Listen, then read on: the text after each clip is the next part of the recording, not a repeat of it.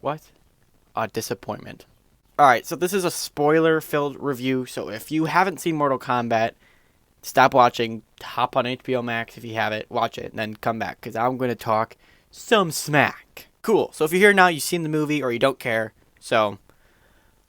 Oh my god, I'm just going to come out here swinging with the biggest spoiler of them all.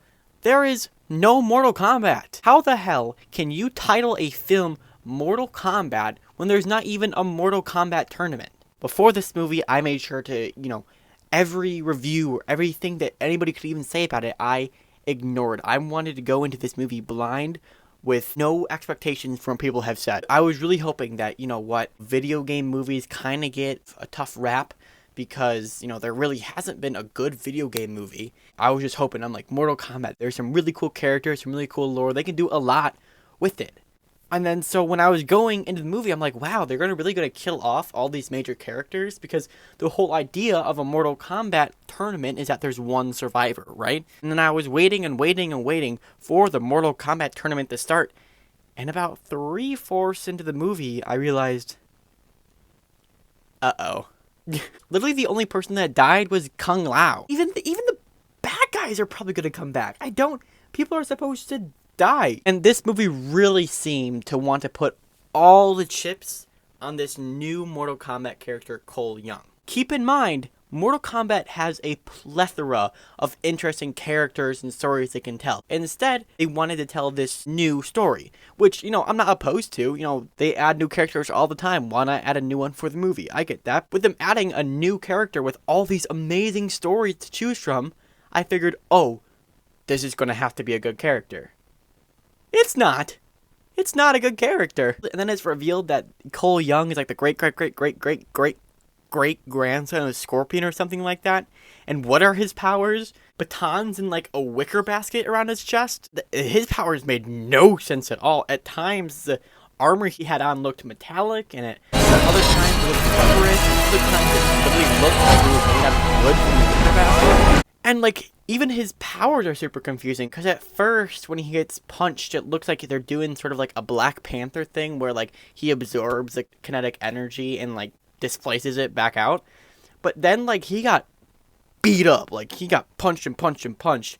And like, he punched the person back, and it really didn't look like he punched him that hard. Like, also only works half of the time, because other times, like when he was with Sub-Zero, his chest wasn't glowing for whatever that does. And like, maybe there's like a fire aspect to it, and considering Sub-Zero's so cold, he couldn't use it.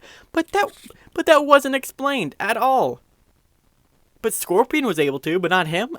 It's so strange. Nobody knows what his powers are. And he isn't even that interesting of a character. I am lost as to what they were thinking they were going to do for this character.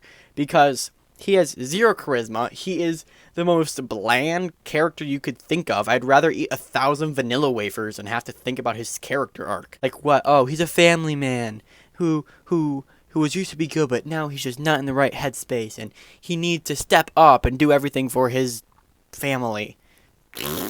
And the movie has such a strange pace, too, because, like, at one point, like, they're just chilling out eating egg rolls, and at another point, there's literally 13 different action sequences going on at the same time, but, like, some are at nighttime, and some are in the day, but they're all taking place at the same time. It's very confusing.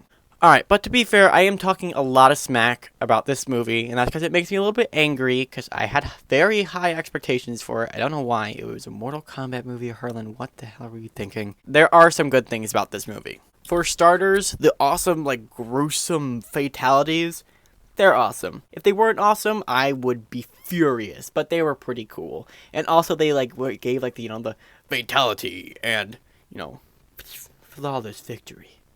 That was dope. I thought that's honestly the one thing I was wanting from this movie. Like, at number one, I wanted some sick action deaths, and I got that. And also, the thing about the action, some people don't like quick cuts and, like, shaky cam action sequences, but I don't mind them. I think it's just, like, a different style, and that's whatever.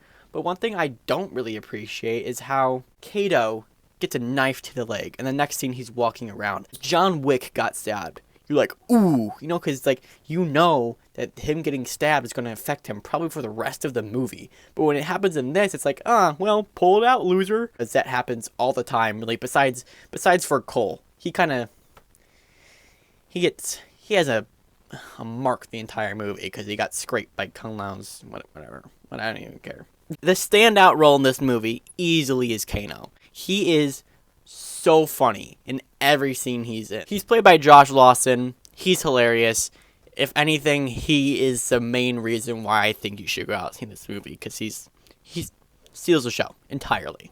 There is one problem with Kato, along with every other single character in this film. The whole idea in this Mortal Kombat universe is that you are born with like this dragon emblem, and if you have this emblem, you are in the Mortal Kombat tournament. And if you kill somebody with the mark and you don't already have it, you get the mark. Which, like, whatever. If you have to adjust something to tell a better story, especially for a video game, all for it. Marvel does that all the time. That happens, I get it. Where it loses me is that when you get this mark, you unlock a special ability. Sub-Zero was ice. Scorpions was fire, I guess. However, when it comes to people like Kano and Jax, who in the video games are more like cyborgs, that's where it falls apart. Because what Jax's ability is he can grow bigger robot arms. Because he had tiny little robot arms because Sub-Zero froze him off. So it gets confusing where it's like, oh, I thought these were like, predetermined abilities, so was Jax always going to be able to grow robot arms? Like, was that always his special ability? Like, if he unlocked his special ability before losing his arms, would his arms have just naturally fallen off?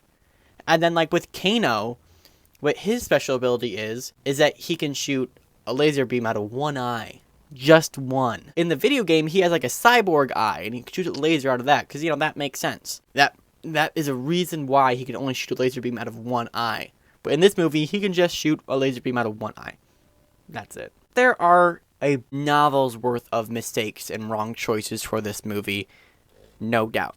However, I don't regret watching it. Kano and the fatalities are worth seeing the movie by itself. It's only an hour and 30 minutes long. It's a fun movie to watch with, the boys or the girls or the gang. So I give this movie a 5.5 out of 10. If you like this movie, please go ahead, click that like button, subscribe, because I try to post on here as often as I can. Posting YouTube videos are a little bit more difficult than TikToks, but hey, what's what I'll do?